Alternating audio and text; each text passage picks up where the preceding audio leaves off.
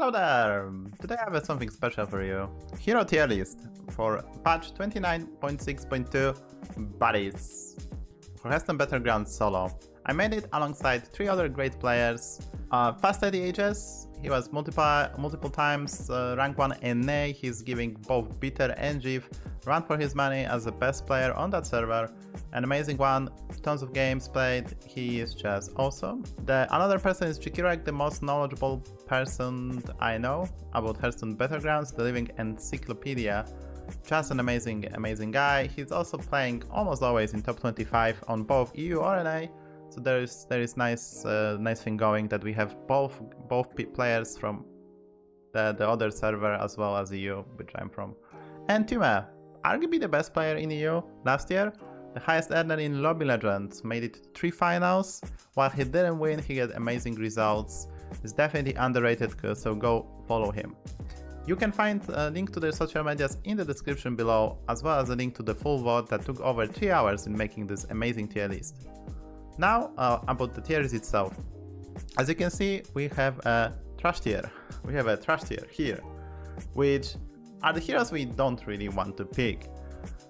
You will see heroes like Deathwing, you will hear heroes like Ketun, like Pyromat, sorry Pyromat fans, George. Those heroes, the body is either too expensive, the hero power is just not impactful, they don't fit in well in the meta. Those heroes which we high MMR players tend to avoid because we really hate losing.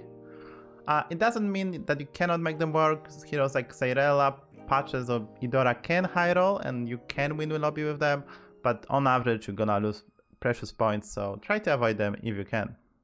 Next one is the C tier, which is solo branded playable. Those heroes, you can make them work, like Death Speaker, Rafam or Toki. It's just there's a high risk with them. The general rule was that almost all heroes with body of tier 1 gonna be at least playable. That's why you can see hero like Edwin here. But for the most part, there's just too high of a risk and not enough consistency. That's why those heroes are in playable terms. You are not happy to see them, but it's not end of the world. The next tier is a B tier.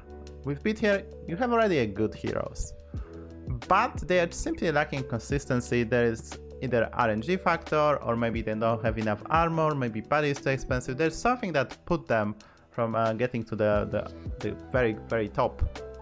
So here you will see some very powerful heroes, but there is high risk to them.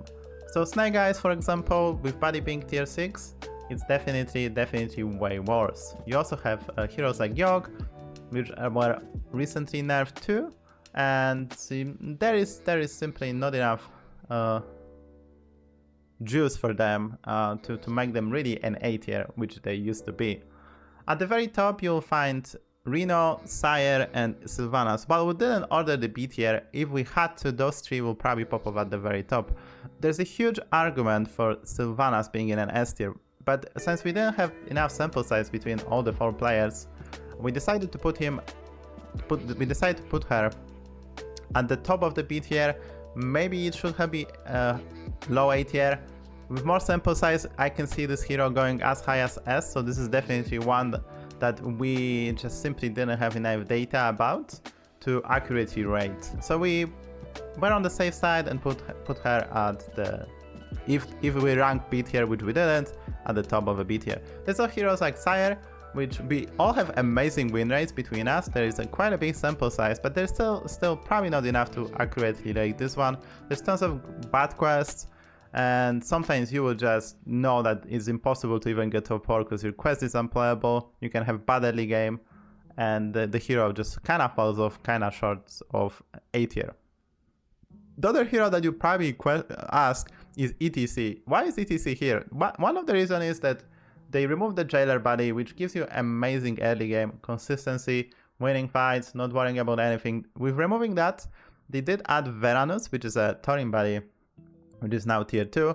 So you can still do some crazy stuff on this hero. It's just you need a lot of lag. In an E.T.C. sense, you go for the strat based on Veranus. You usually don't spam hero power as much. You don't cheat as much gods, therefore if you whiff on your 7 drops, you usually just on 10-10 kind of fall short. Your expensive unit is just not gonna get there. It's very hard to find win condition, and you still need to hit that Varanus as well, which is not as easy.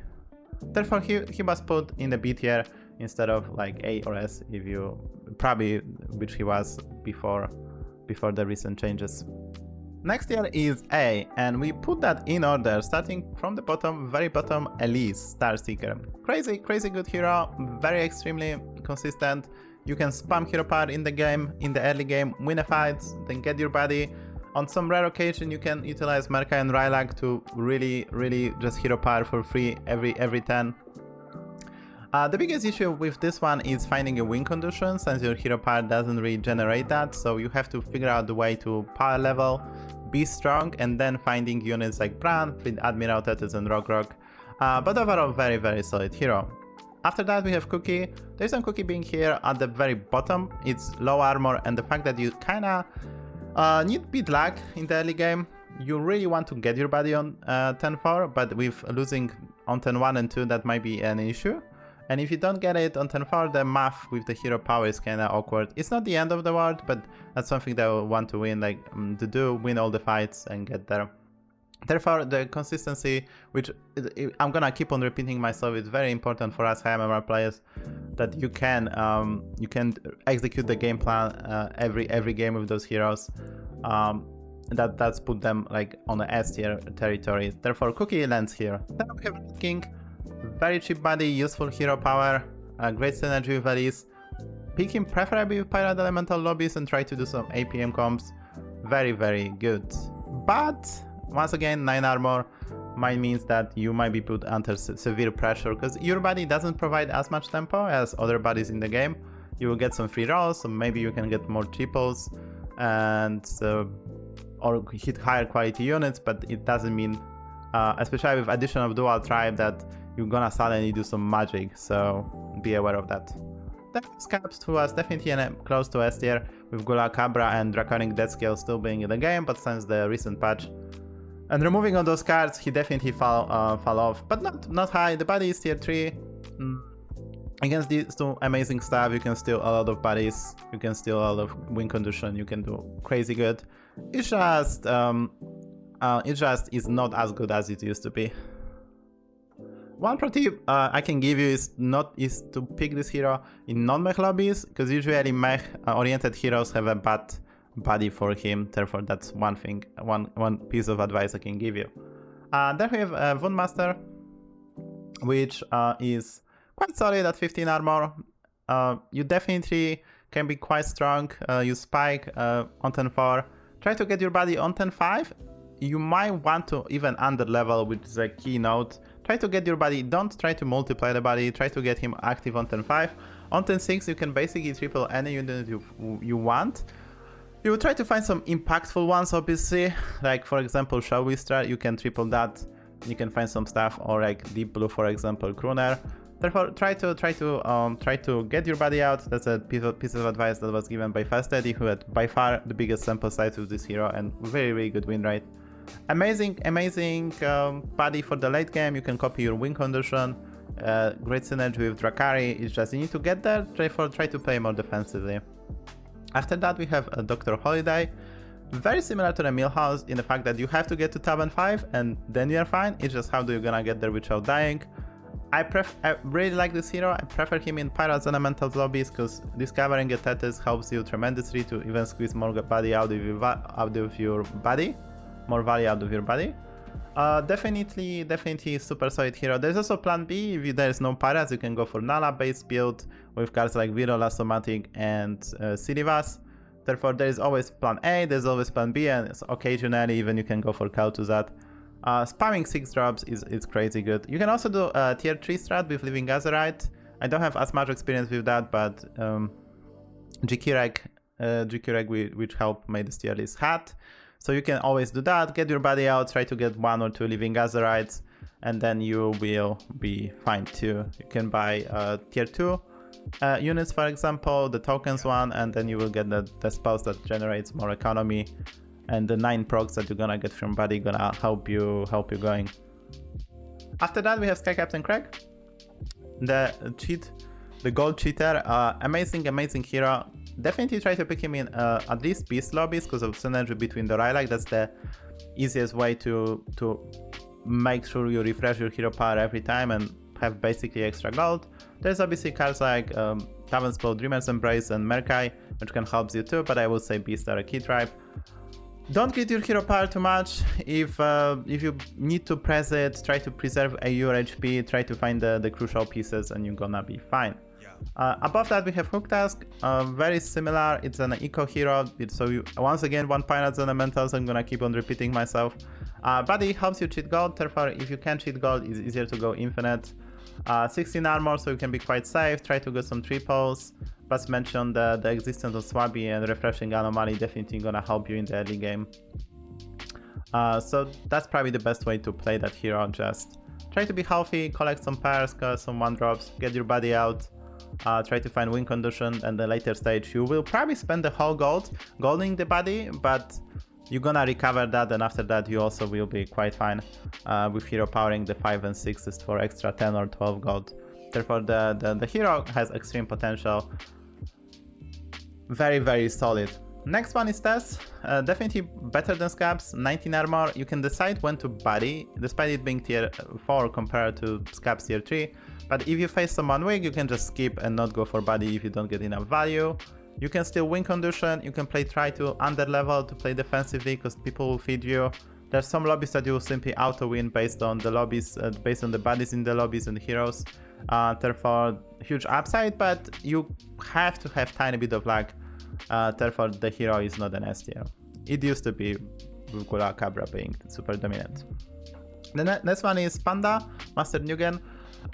Tier 1 body, 15 armor, you're gonna win some early game, and there is also a high roll potential. You can get hero powers like Reno, you can get hero powers in the early game like Millhouse, you can get Petricide, you can get E.T.C, there's a lot of great ones. Body is tier 1 with 2-5 body, which you can buff and then make use of. And then on tonight you will be able, similar to the Rat King, triple into 6 drops almost always, try to find a win condition, and yeah. Pro tip, don't hero power, if you get Reno, don't hero power the body you want to use. You want to use it as a triple later on. Hero power something else if Reno is offered.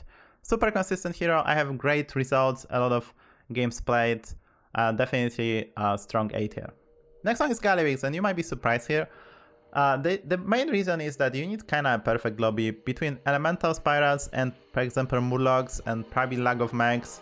That's really add up to not that many lobbies. There's maybe 4%, maybe 2%, maybe 8% of the lobbies that you can actually pick those heroes in and be very comfortable about the result.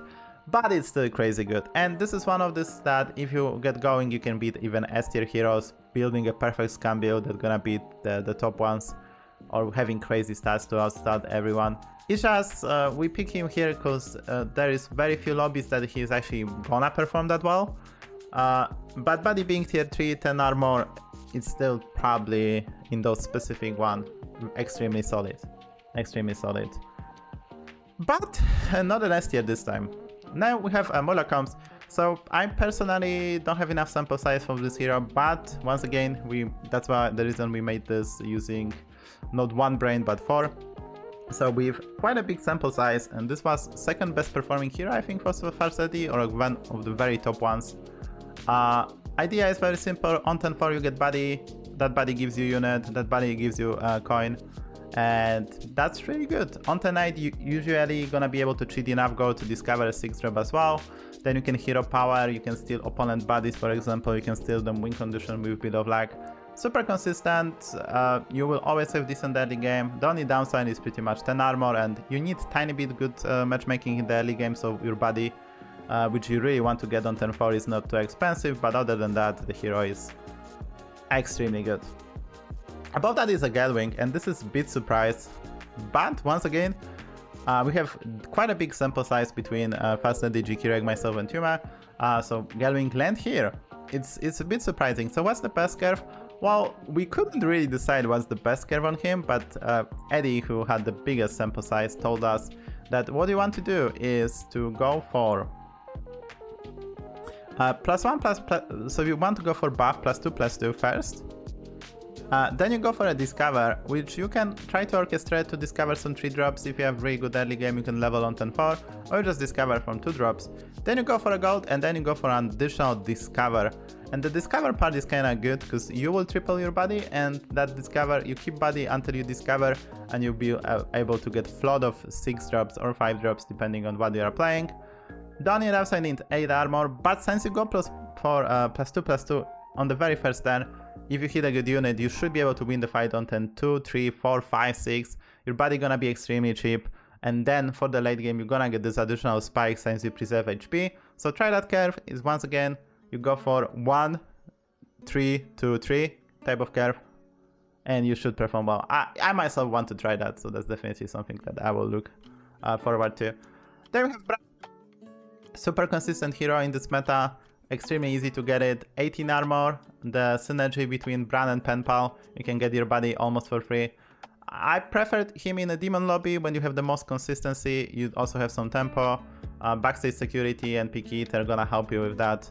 Nothing really to add. Brann itself as a unit is amazing, and this hero is super consistent. Once again, look at the demons as a key tribe, because that's gonna help you in early game to always get really nice results.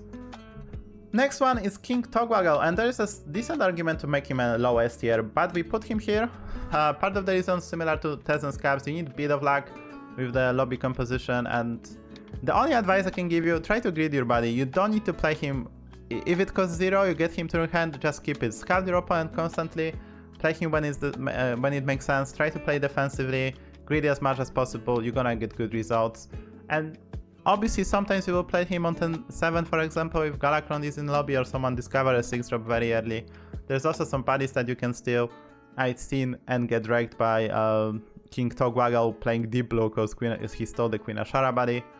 So there is a lot of synergy there as well. Now we have an S tier, and there is definitely some picks that might surprise you. First being Faelin. I think Eddie, once again, Eddie was a strong fan of this hero, had a really big sample size, so we decided to put him at the very bottom of an S tier. What's the play? Well, you can use Mrrgglton extremely well. You can also play Mrrgglton with Quillboard, for example. You can play Mrrgglton with Clunker Jungler. So the fact that you can discover a 6 drop, you know your game plan, is quite decent. Obviously, you get to discover a 4 drop, which is gonna help you breach and try to get there. And your body provides a decent spike as well. Often you can high roll good 5 drop that's gonna help you stabilize, and that's pretty much it. So idea is that you can still use similarly to Skycap'n Kragg, for example, Rylak, Dreamer's Embrace, and there's obviously synergy with Brann, and there's obviously synergy with Mrrgglton to really get it going, and stuff just adds up. So he is extremely well. Try him now. Definitely try to look at the pull of the 6 drops before you do so. This being said, if the pull of the 6 drop is quite bad, you might want to rethink. So that's why he is not at the high S tier, because you basically have to look at the tribes and figure out if this is good enough. Bit of luck needed as well, but I think the consistency is there. Once again, we based on our personal stats. So yeah. Next one is Zephrys. So it might look odd because they removed Draconic Death Scale, but it's still extremely consistent hero. Between 17 armor, you can discover a 5 drop and copy it. You can get stuff like Octosari, you can get like Abomination to stabilize. You can not even decide to triple them, just keep them. You can still triple them, then after that discover a 6 drop. So the idea is in order not to die on turn 6, you try to discover a 5 drop, then on turn 7 you can try to copy it. You can also, with right economy, copy it on turn 6, and then on turn 7/8 you can golden that 5 drop into 6 drop, and then you can maybe try to do some stuff. There is once again synergy between Mrrgglton, Rylak, Dreamer's Embrace, stuff like that between your body. It's great. Later on you probably will pick up Brann, and you can do some crazy stuff. Therefore the hero is extremely consistent at the high armor. As mentioned, try to pick up a pair, try to triple early, try to survive, because late game is set for you. The next one is Finley. So the reason Finley is here, there is a lot of expensive body currently in the game, and being able to cheat them out like Snake Eyes, like Queen Ashara, like even Hooktusk, it's very nice. There is synergy once again between all the Better Cry triggers, so you can do some amazing stuff. 12 armor is well suited for the meta as well, and we all had insane win rate with this hero. I personally have super I think that I played 12 games and my win rate is around 2 something, therefore super consistent. 2 lower something, not 2.5 below that. I could probably tell you the exact stats. So super consistent one, but it's not like an S tier because you need tiny bit of luck. You can get screw over, but for the most part you should be able to get there. And sometimes you will be able to play the first proc of the body with Brann. Sometimes you will be able to keep the max well, try to trigger that. It's potential is extreme, especially that plenty of body is just very expensive right now. So yeah, go try him now. Next one is Alexstrasza. Was nerfed. Both hero power and body get nerfed, yet Alexstrasza is still here. Part of the reason is it's easier to level now since you can save that 1 gold and spike on the 10 that you level to Tavern for, therefore you can preserve a lot of damage. And body while get nerfed, it's still the effect is quite more powerful. Therefore, yes, you have to spend more, but in the end you will be able to recover a bit more. The +6/+6 swings on the first fight you're gonna get is quite decent. Therefore, Alexstrasza lands here. Super consistent hero. You have to be quite comfortable to going low with your HP to maybe 15 or like 20, but you should be able to be super strong in the mid stages of the game. Once again, the reason it's not an S tier because Dragon basically kind of struggle to win the lobby, especially in mech lobbies. But if there is no mech lobby, Alexstrasza definitely will shine.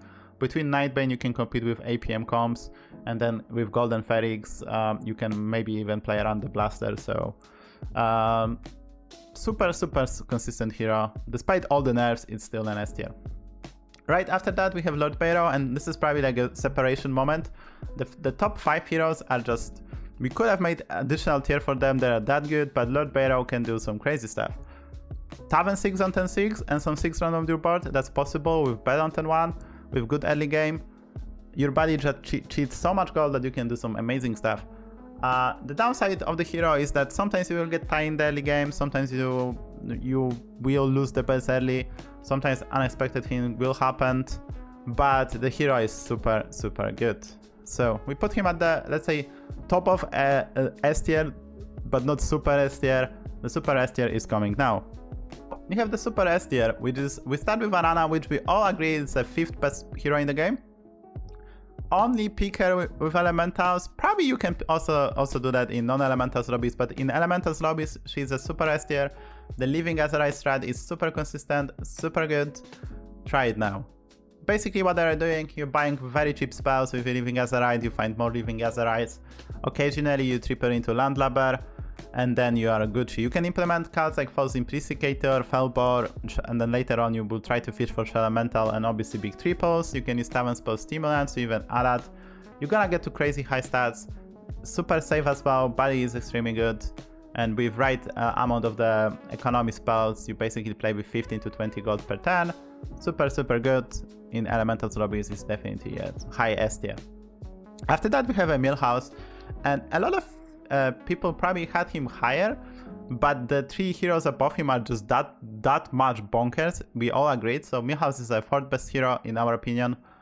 Go for a Monitor strat for the most part. You can also do the tier 6 strat with Evolve spell in Pirate lobbies, I would say, because you can get double Tess Greymane champion, and they cheat a lot of gold, so you can spam 2 drops. Basically buy 2 drops because you're gonna get some Scouts, Gamblers, maybe some Elemental stats.